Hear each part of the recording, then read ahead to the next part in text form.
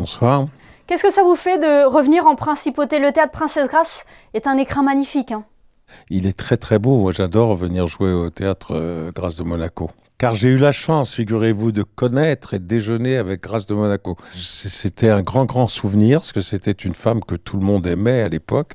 Ma maman était dingue de Grâce de Monaco, comme toutes les mamans de France. Et à la suite d'une première, j'ai déjeuné avec elle et Robert Hossein, je me souviens, et c'est un immense souvenir par son élégance, sa simplicité, sa gentillesse. Incroyable, magnifique dame. Oui, une image qu'elle continue de véhiculer même après sa disparition. Oui. Vous présentiez donc Éclat de vie au théâtre Princesse Grace. Vous déposez sur scène les bagages de vos mémoires de 50 ans de carrière sur scène.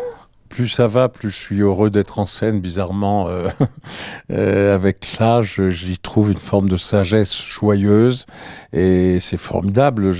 Voilà, il y a quelque chose de serein chez moi et ma foi, j'essaie de partager cette joie avec le public en essayant de leur transmettre des textes que j'aime, qu'ils soient contemporain, classique, appartenant au théâtre, appartenant au roman, à la littérature, à la poésie. Enfin, c'est un grand patchwork. Il y a même des improvisations. Ça me repose de faire ces spectacles solitaires et que je partage avec le public. Ça m'amuse beaucoup. Oui, parce que vous êtes seul en scène. C'est un exercice très particulier en théâtre. C'est une difficulté différente. C'est pas plus ou moins difficile, c'est autre chose. Je pense quand même secrètement que c'est peut-être quand même moins difficile parce que l'erreur est permise.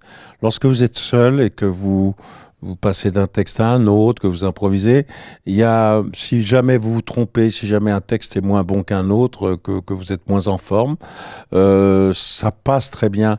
Par contre, lorsque vous avez des baisses de tension, lorsque vous jouez un rôle comme le roi Lear ou comme Cyrano, ça se voit et c'est le rôle qui en pâtit.